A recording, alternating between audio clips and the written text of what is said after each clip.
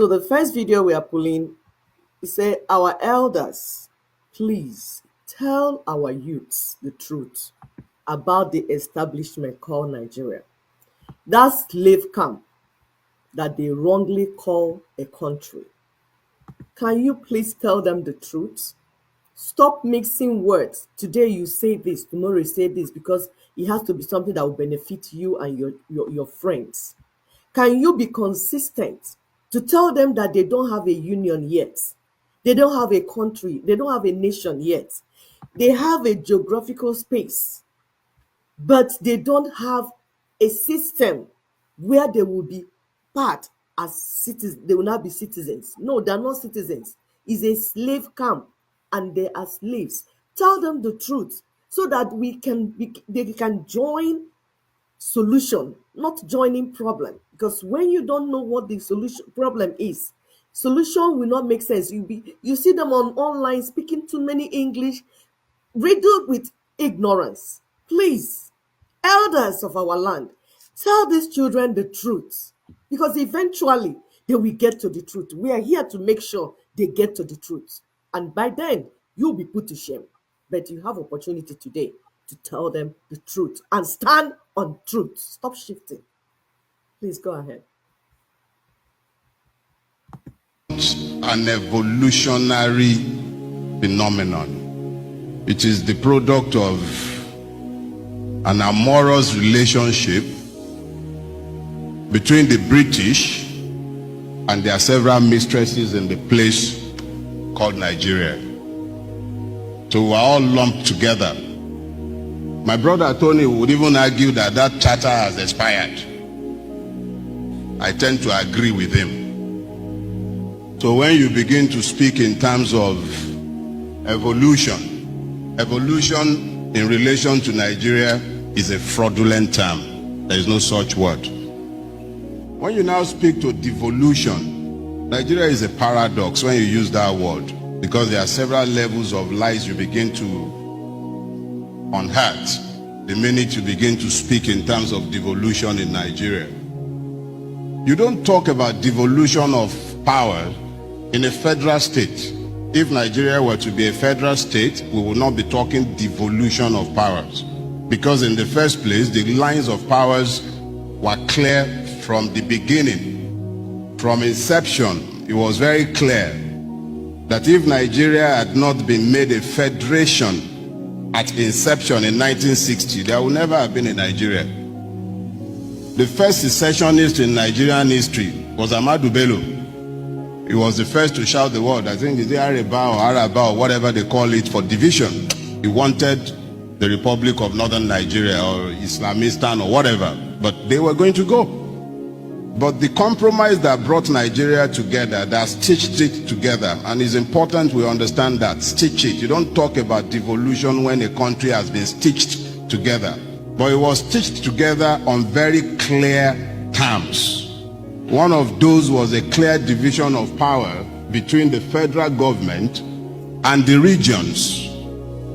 It is only in Nigeria you find the incongruity of a federal government that is creating local governments. Baba FF was up here and he spoke about, is it 57 LCDAs that Lagos State has? When the swagalicious people in Lagos State started their division of local government years back, it was the APC, it was the AD PDP years. And we were told very clearly that Obasanjo in his usual dictatorial term was the one who had made it impossible for LCDAs to become local governments in Lagos. I am happy we have lived long enough to see the end of the PDP as a force at the center, and the APC that they have stitched together is the one in power today, and the LCDAs remain LCDAs because the madness of the federal government, where the federal government is the creator of local governments, remains in place. And even though they had told us that they were going to be talking about devolution of power and restructuring of Nigeria, and it was a core principle, that is no longer the case today. They'll tell you restructuring is not part of their agenda. Even though the dwarf of Kaduna, that's El Rufai, you can make that Hell Rufai. He was right there in a committee that was supposed to be talking about restructuring on behalf of the APC. So now, let us be clear about one thing. If you listen to the song Fever Nigeria by Fela, and I've heard commentaries online, I've read commentaries online where certain people have said that it was one of the few songs where Fela could have been said to have been politically naive. I say that with great respect in my heart because I've listened to the words. He was preaching peace and he was preaching togetherness. But there was an important ingredient that was missing in that message: justice. You cannot have peace in a place devoid of justice. Thank you. General F. Young, I believe it was when he was handing over the instrument of surrender, he said something to Obasanjo who received the instruments. He said, treat these people well, or their children will rise to fight against you. The tragedy of Nigeria today is that we've all become Biafrans. There are no Nigerians because Nigeria is not a place where you have citizens. We are all Biafrans because the Biafran question was a question of citizenship. So when I say the question, evolution or devolution, all I can tell you is this: we have to be intentional, and one of the intentions that must be clear to each one of us is that we are not going to vote our ways out of the mess we are in. So those who have been intentional about getting ready for 2023, let them also be intentional about understanding that some of us will consider it our life's duty to ensure that we campaign for a boycott of that election in the absence of a restructure. Thank you.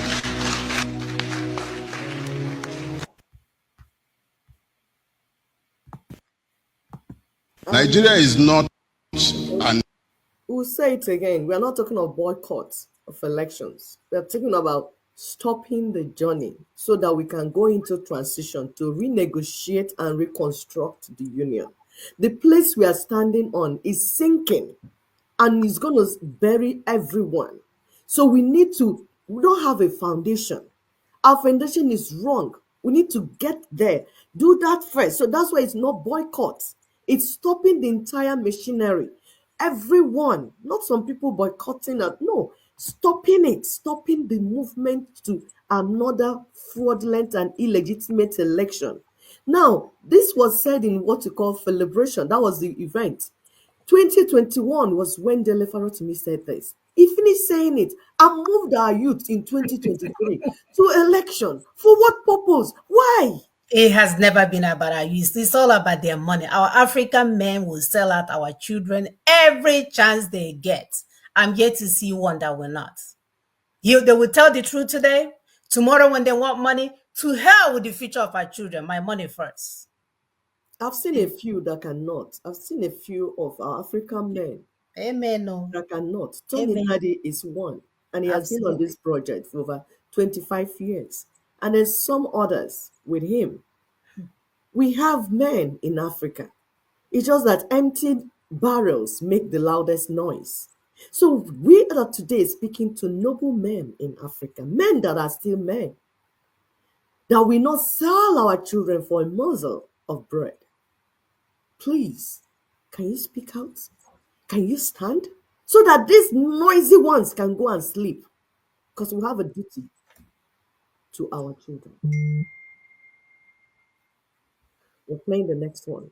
Please pay attention and listen. This platform is for education. We're not here to create content. Our time is too precious for us that we don't have time to create content. We are here to teach and enlighten. So please calm down, get your pen, get your paper. Take notes so that you'll be part of the conversation. Thank you.